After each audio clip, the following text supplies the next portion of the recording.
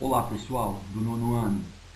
Bem, na semana passada e nesta semana, o nosso estudo é sobre as ondas marinhas e ondas sísmicas.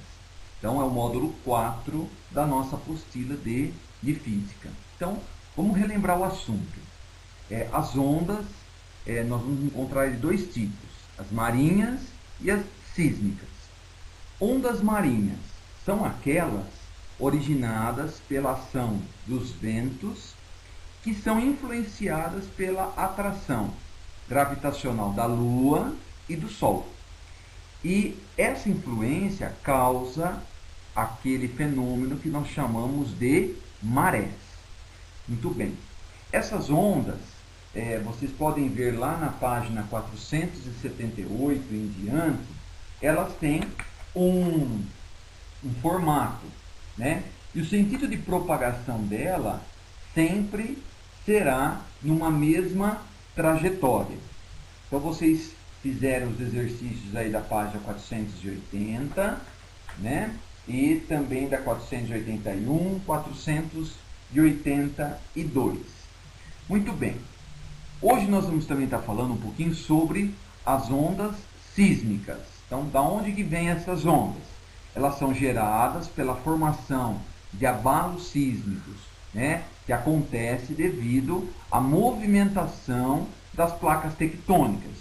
Vamos lembrar um pouquinho de geologia. Então, as placas tectônicas, elas estão sobre o manto, lá no interior do nosso globo terrestre, e quando esse manto, o magma, ele se movimenta, as placas também se movimentam, e devido aí às fissuras, né, os movimentos que acontecem, essas placas geram ondas que nós chamamos de ondas sísmicas, né? Então, ou seja, são ondas que causam grande poder de destruição e também nós conhecemos por terremotos. Muito bem. Nessa figura aí, né, aqui do slide, elas podem ser divididas em dois tipos, né? Nas ondas Love, que nós chamamos de ondas L, e as ondas de Rayleigh, e também chamadas de ondas R. Então, as ondas L, o que vai acontecer, né? As partículas, elas vibram horizontalmente, fazendo a direção de vibração em um ângulo reto com a direção de propagação. Então, vocês veem aí no desenho, a direção ela é horizontal. Já as ondas R, elas induzem, né, um movimento diferente, que é praticamente um movimento num plano perpendicular à direção da sua propagação. Então, vai formando algum tipo de ondulação semelhante a uma onda marinha, né? Então, é uma onda sísmica, mas que ela tem uma semelhança com a onda marinha.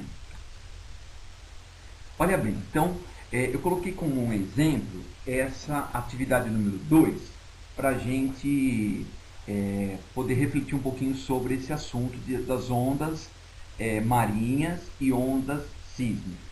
Então ele diz o seguinte, ó, imagine que um terremoto ocorra em uma determinada região da superfície da Terra, como ilustra a figura ao lado. Como se observa na ilustração, as perturbações originadas no foco geram ondas que se propagam em todas as direções, tanto internamente ao planeta, ondas volúmicas, quanto pela sua superfície, ondas de superfície.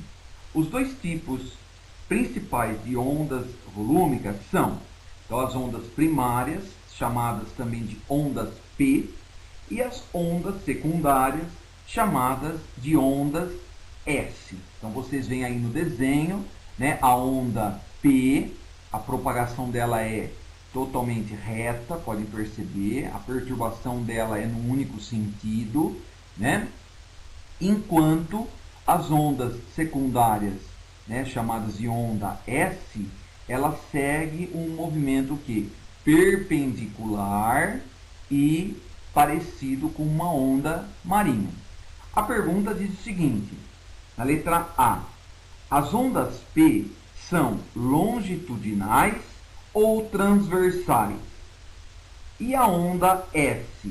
Então, como que eu vou responder essa questão? Olha lá, ó, a onda P, né, ela é uma onda que tem um sentido de propagação, então ela é o quê? Longitudinal. Tá? Então ela segue esse movimento numa maneira única. A onda S, ela já faz uma perturbação perpendicular. Tá? Então existe um movimento diferenciado. Vocês podem perceber aí que a perturbação dela vai no sentido mais vertical. Então isso faz com que a gente perceba então que a resposta da onda S, ela é então transversal. Muito bem, um outro exercício que eu trouxe para gente discutir e vocês verem se vocês aprenderam e acertaram é o exercício da página 486 do Em Casa. Então, o que nós temos aí? É uma figura, né, de um mar, do oceano, que diz assim, ó, ao observar uma praia do alto, seja de um morro ou de um avião, é muito comum que vejamos uma imagem semelhante a esta. Então, na letra A, na fotografia, notamos que as regiões superiores das ondas do mar, na verdade pulsos, estão reforçadas por uma linha de espuma branca.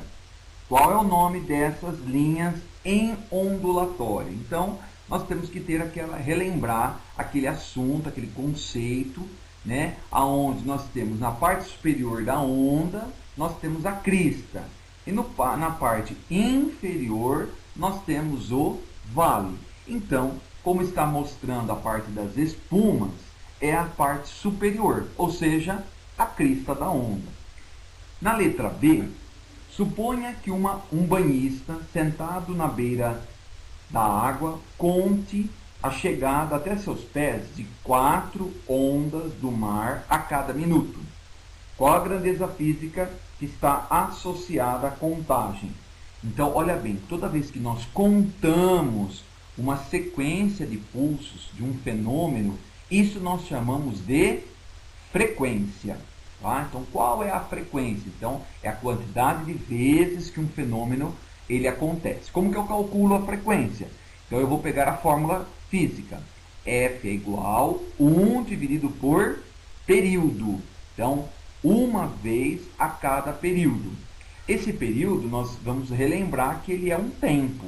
Tá? Então, nesse caso, eu tenho 4 ondas a cada minuto. O minuto tem 60 segundos. Então, o que eu vou fazer aí? Vou fazer essa divisão, né? 4 dividido por 60, que é igual a 1 dividido por 15. E para finalizar, lá embaixo, nós temos: considere as rajadas de vento estejam perturbando periodicamente a superfície da água do mar, uma vez a cada 0,25 minutos, que é 15 segundos. Qual é a frequência dessa fonte de ondas? Então, mesma coisa, nós estaremos utilizando a fórmula da frequência, onde eu vou ter lá 1 dividido pelo período, que é o tempo, e aí eu consigo também achar a minha resposta.